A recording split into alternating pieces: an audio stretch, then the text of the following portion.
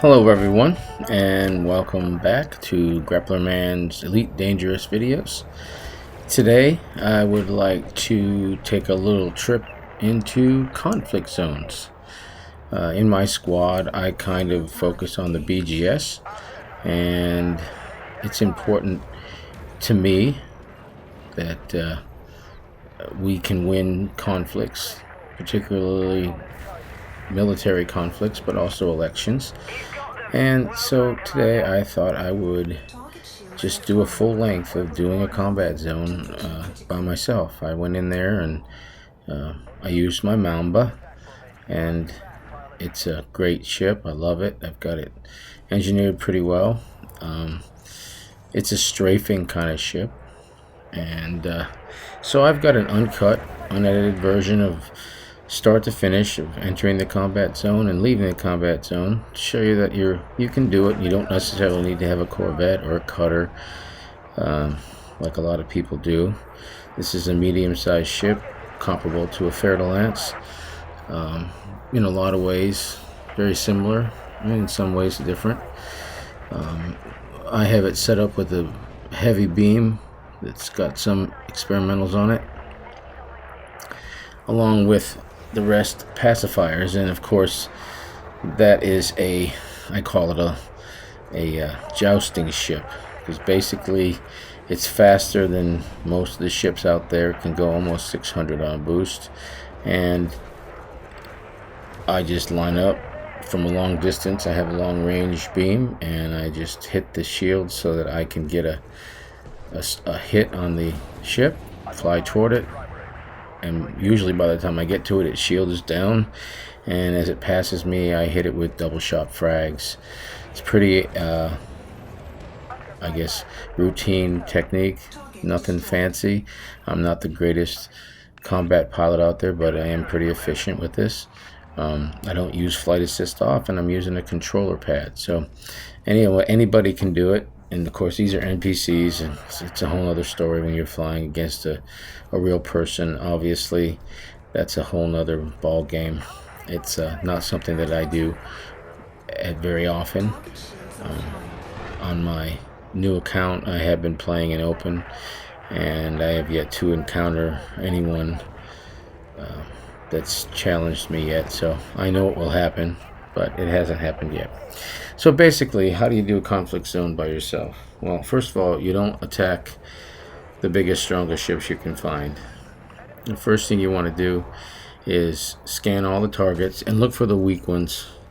The goal is to get in and get out quick as possible, because as far as the BGS is concerned, the number of wins is important, but more than that, it's the amount of money in the combat bonds.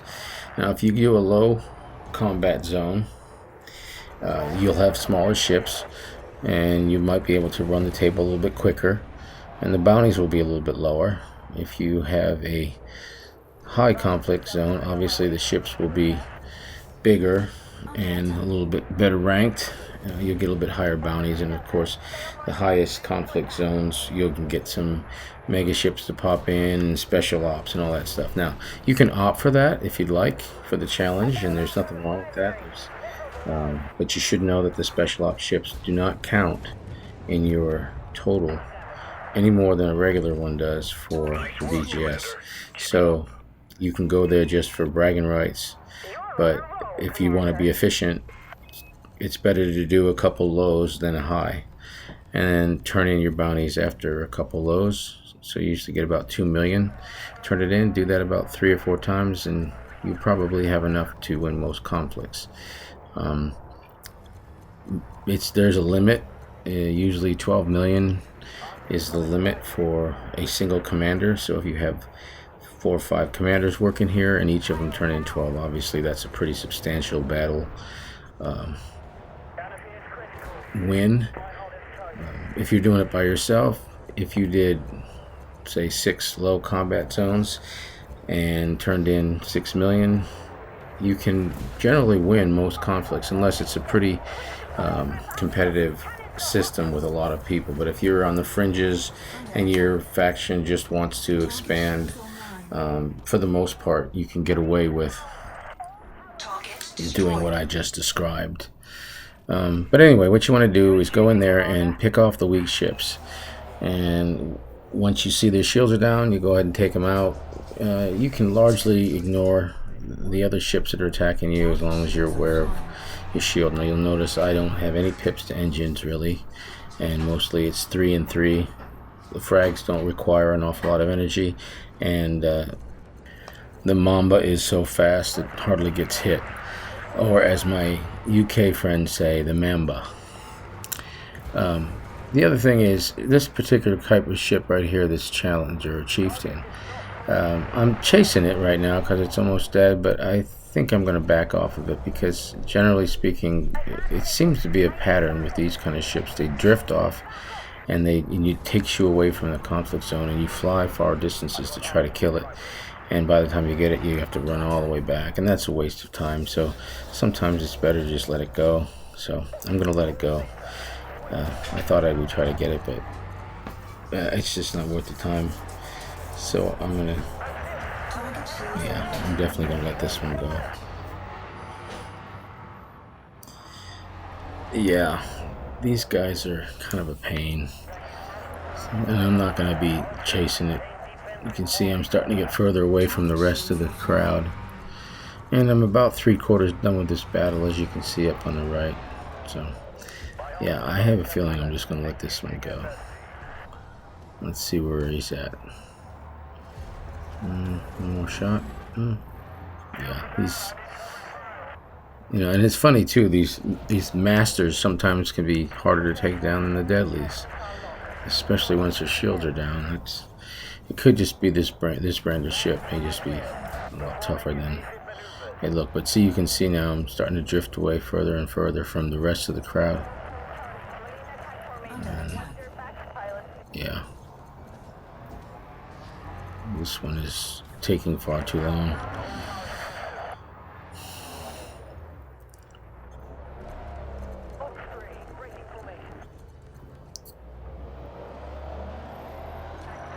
Yeah, forget about it.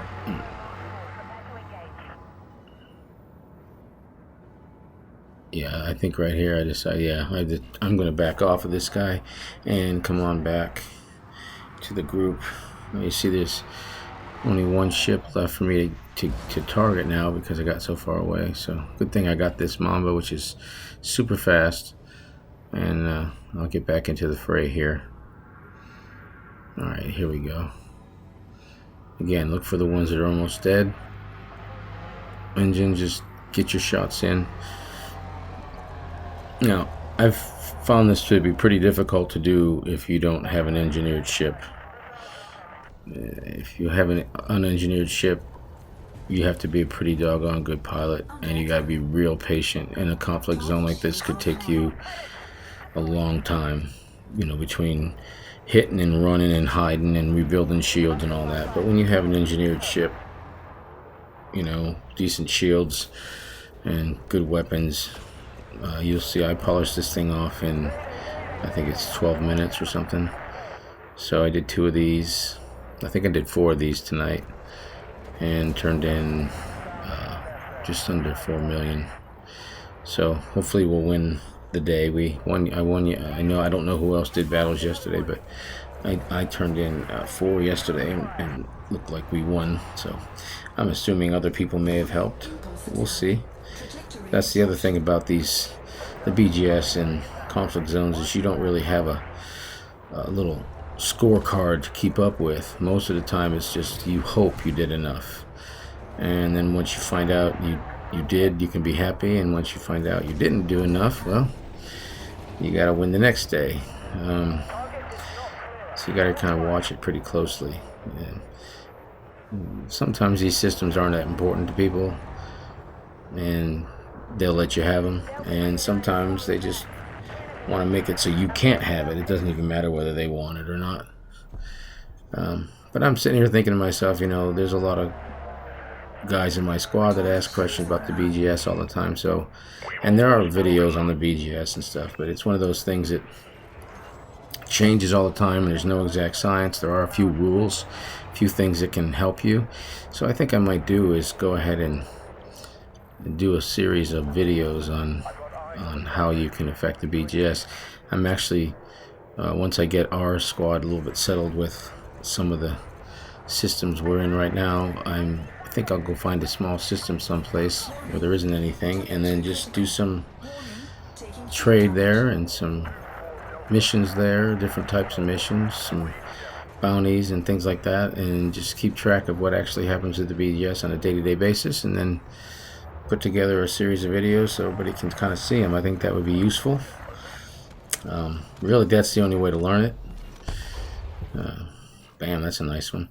When we got our squad got our home system, it took us a long time to get a couple other systems. We were system of 3, now we're up to like 34, and most of the time it's, once you get it going, it's pretty much self-sustaining, as long as you continue to do a few missions here and there in every system, and do some trade amongst your systems.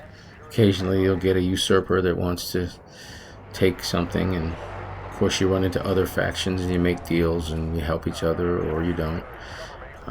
We're a pretty cooperative group, and the people around us are pretty cooperative for the most part. We've run into a couple groups that weren't, but for the most part it's been a pretty nice section of space that we live in. You can see we're almost finished here. I think one more kill and we ought to do it after this one, maybe. I don't think this one will be enough, but let's see. Yeah, let's see. That took it down a little bit, but I think I got to get one more. Yeah, probably one more and it'll be over. And so we're here at about 11 minutes 30 seconds.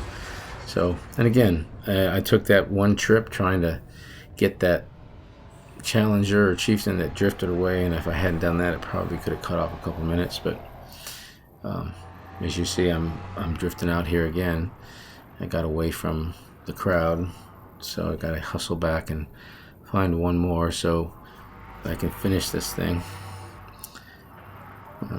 It's not always the best video for you to just watch somebody else play, but sometimes you learn a lot just by doing that. I mean, you'll notice I didn't do a lot of switching of pips because I know my ship. I know how it works. My shields haven't gone down. I don't have a cell bank on this thing. I don't have any heat sinks. And I do have incendiary and corrosive, I believe, on the frags. They're not pacifiers, they're just regular frags. They all have double shot, I believe. And I think I have thermal vent or conduit, one of the thermal experimentals. I can't remember. I built the ship a while ago, but I really do like flying it. And I've done these things with my Corvette, and I actually think it takes the Corvette longer because of the maneuverability and spinning around, and this thing is so fast, and it's not as agile as a Fer-de-Lance, but I like the speed. Nobody can generally outrun me. If they try to get away on a surge, I can usually catch them. But for the most part, yeah, I think I prefer the Mamba over the Fer-de-Lance, and that's just personal taste. I also like the way it looks, the way it sounds. I think that should win it for me. Let's see. Yep, there we go.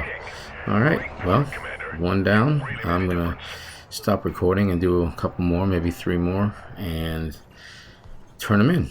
Well, Grappler Man, I'm out.